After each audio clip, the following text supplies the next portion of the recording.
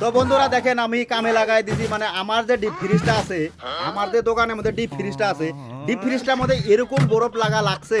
মাল ধোয়ার জায়গা নাই মাল আইছে মাল আমি সব বাইরে থেকে দিছি এই যে দেখেন মাল সব বাইরে থেকে দিছি মাল ধোয়ার জায়গায় নাই মানে সাইড দিয়ে এরকম বরফ লাগছে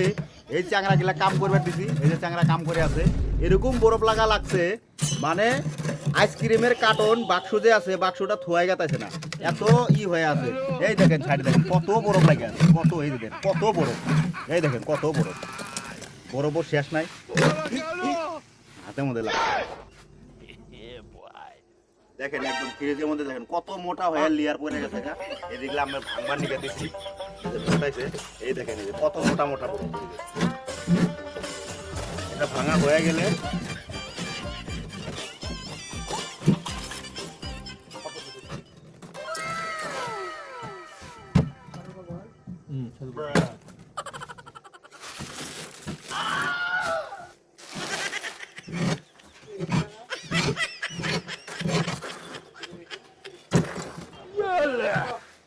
ফ্রিজের একবার অবস্থা শেষ হয়ে গেছে গা এখনকার ফ্রিজটা পুরো নতুন করা লাগবে এটা পুরো সাইডের বরফগুলো নামাই দিয়া